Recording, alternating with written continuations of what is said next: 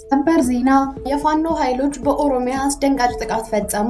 ፋኖ አማራን ተሻግሮ ወደ ኦሮሚያ ዘልቆ በመግባት በተደጋጋሚ ጥቃቶችን እየፈጸመ ነው። ዛሬ ከማለዳ ጀምሮ የፋኖ ኃይሎች በድንገት ወደ ወለጋ ዘልቀው በመግባት ከባድ ኦፕሬሽን ፈጽመዋል። በዚህም ጥቃት በርካታ ወታደሮች መገደላቸውንና መሳሪያዎች እንደተማረኩ ተነግሯል።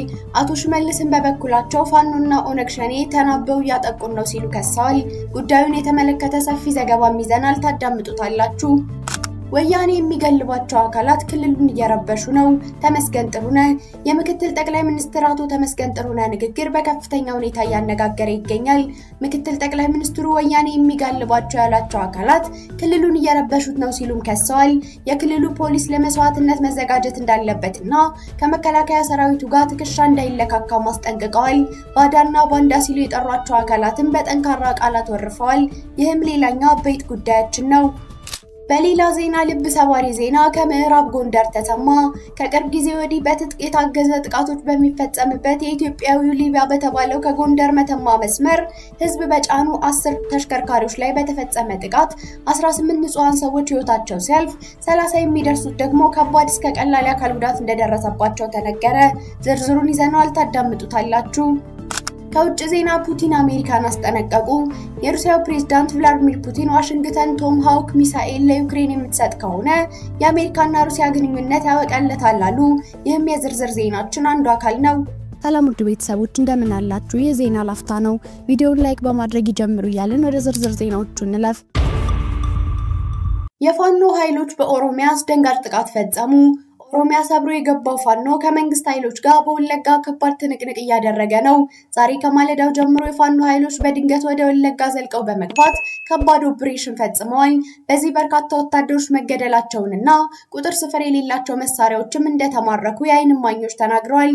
አቶ ሽመልስ አብዲሳ በበኩላቸው ፋኖና ኦነግ ሸኔ ተናበው ያጠቁን ነው ሲሉ ከሰዋል።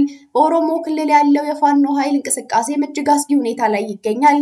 እንቅስቃሴው የሽመልስ አብዲሳን አስተዳደር ክፉኛ እየፈተነ ነው። አቶ ሽመልስ ባንድ እጃቸው ሸኔን በሌላ እጃቸው ደግሞ ፋኖን በመዋጋት ክንዳቸው እየዛለ ነው። ሁለቱ ኃይሎች እየተናበቡ ነው ጥቃቱን የሚፈጽሙት ማለታቸው ደግሞ የኦሮሞን ብልጽግና ክፉኛ ያስደነገጠ ክስተት ሆኗል።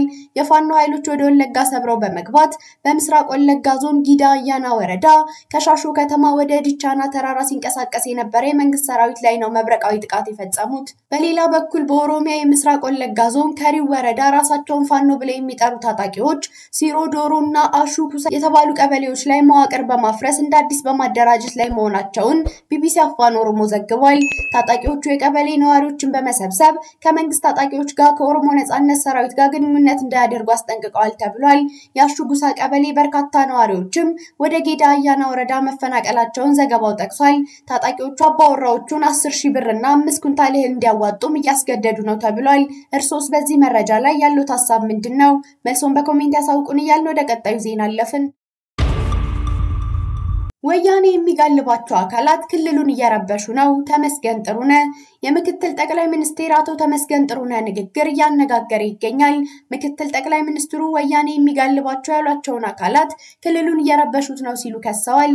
የክልሉ ፖሊስ ለመስዋዕትነት መዘጋጀት እንዳለበትና ከመከላከያ ሰራዊቱ ጋር ትከሻ እንዳይለካካ ማስጠንቀቀዋል። ባዳና ባንዳ ሲሉ የጠሯቸው አካላትን በጠንካራ ቃላት ወርፈዋል። ወደ ሰላም ካልመጡ ይፈርጣሉ ሲሉም ዝተዋል። የቀድሞ መሪዎች ኢትዮጵያ ብለው መጥራት ይጸየፉ ነበርም ብለዋል። ምክትል ጠቅላይ ሚኒስትር አቶ ተመስገን ጥሩነህ በትናንትናው ዕለት በባህር ዳር ከተማ በአንድ መርሃ ግብር ላይ ተገኝተዋል። በዚህ መርሃ ግብር ላይ ዘለግ ያለ ንግግር ያደረጉ ሲሆን በርካቶችን ያበሳጨና ያወያየ ሐሳብም አንስተዋል። ስለ ልዩ ኃይል መፍረስ፣ ስለ ክልሉ ሰላም፣ ስለ ፋኖና ህወሓት ጥምረት እንዲሁም ስለ ቀድሞ መሪዎች ጉዳይ በርከት ያሉ ጉዳዮችን አንስተዋል። ወያኔ ሲሉ የጠሩት የህወሓት ኃይል አማራን ከኢትዮጵያዊነት ለማውረድ ብዙ ለፍቷል ሲሉ የሚከሱት አቶ ተመስገን አሁንም ወያኔ የሚጋልቧቸው ሲሉ የጠራቸው አካላት ክልሉን እያተራመሱት እንደሆነ ከሰዋል። አቶ ተመስገን ወያኔ የሚጋልባቸው ሲሉ የጠሩት የፋኖን ኃይል ሲሆን ፋኖ ከህወሓት ጋር ግንኙነት ፈጥሯል በሚል እየተከሰሰ ነው። ከዚህ ቀደም አንድ የክልሉ ከፍተኛ ባለስልጣን ፋኖ የጦር መሳሪያ የሚያስገባው ከህወሓት ነው ሲሉ መክሰሳቸውን ዘግበን ነበር። አቶ ተመስገን ጥሩነህ በትናንቱ ንግግራቸው ፋኖ ከህወሓት ጋር እየሰራ መሆኑን በገደም ዳሜ እንዲህ ሲሉ ገልጸውታል። ወያኔ የሚጋልባቸው አካላት ክልሉን ረብሸውታል፣ አሁንም እየረበሹት ነው በማለት ክልሉን አሁንም ከባንዳዎችና ባዳዎች ማጽዳት አለብን የሚሉት ምክትል ጠቅላይ ሚኒስትሩ የክልሉ ፖሊስ ለዚህ ስራ መስዋዕትነት ለመክፈል ዝግጁ መሆን አለበት ሲሉ ማሳስበዋል። ፖሊስ ከመከላከያ ሰራዊት ጋር ትከሻ መለካካት የለበትም ያሉም ሲሆን የተከሻ የመለካካት ጉዳይ በትግራይ ከባድ ጉዳት አድርሶብናል ብለዋል። ይሄ ማበት ቀነስ ማለት አለበት። በሰሜን ተፈትነናል። ሱዳንም ስፔሻል ፎርስ በሚባል ነው እየፈረሰች ያለችው። ክልሎች ልዩ ኃይል መገንባት የለባቸውም። መገንባት ያለባቸው ፖሊስ ብቻ ነው ብለዋል። አቶ ተመስገን የቀድሞ የኢትዮጵያ መሪዎች በተመለከተ በሰጡት አስተያየትም ኢትዮጵያን ኢትዮጵያ ብለው መጥራት የሚጸየፉ ነበሩ ሲሉ ተደምጠዋል። ልብ ሰባሪ ዜና ከምዕራብ ጎንደር ከጥቂት ዓመታት በፊት በደረቅ ወደብ ከሱዳን ጋር መገናኛ የነበረና ከፍተኛ የንግድ ልውውጥ የገንዘብ እንቅስቃሴ ይደረግበት የነበረው ከቅርብ ጊዜ ወዲህ በትጥቅ የታገዘ ጥቃቶች የሚፈጸምበት የኢትዮጵያው ሊቢያ በተባለው ከጎንደር መተማ መስመር ህዝብ በጫኑ 10 ተሽከርካሪዎች ላይ በተፈጸመ ጥቃት 18 ንጹሃን ሰዎች ህይወታቸው ሲያልፍ 30 የሚደርሱ ደግሞ ከባድ እስከ ቀላል አካል ጉዳት እንደደረሰባቸው ተነገረ። ስፍራው በደረሰ መረጃ መሰረት መስከረም 23 2018 ዓ.ም ከጎንደር መተማ መስመር ልዩ ስሙ መቃ ተብሎ ከሚጠራው አካባቢ 2 ኪሎ ሜትር ወጣ ብሎ የጦር መሳሪያ የታጠቁ አካላት በ10 የህዝብ ማመላለሻ መለስተኛ ተሽከርካሪዎች ላይ ባደረሱት ጥቃት 18 ንጹሃን ሰዎች ህይወታቸው ሲያልፍ 30 የሚደርሱት ደግሞ ከከባድ እስከ ቀላል አካል ጉዳት ደርሶባቸው በጎንደር ሆስፒታልና በሌሎች የህክምና ጣቢያዎች በህክምና ላይ ይገኛሉ።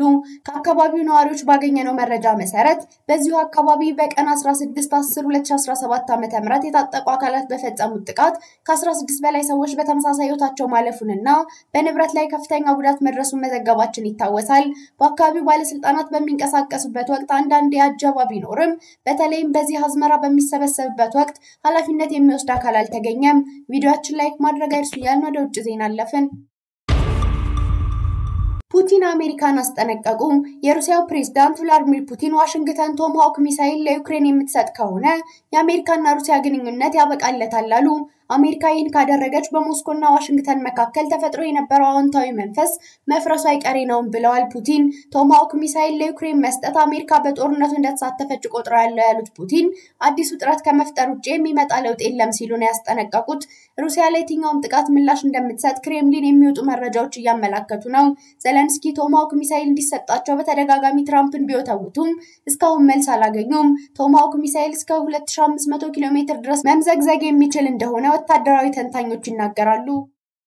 ውድ የዜና ላፍታ ቤተሰቦች የሰዓቱ መረጃዎቻችን ያዳመጣችሁትን ይመስል ነበር። ስለተከታተላችሁን እያመሰገንን ቻናላችንን ሰብስክራይብ በማድረግ ቤተሰብ እንድትሆኑ እየጋበዝን በዚሁ ተሰናበትን። ጤና ይስጥልን።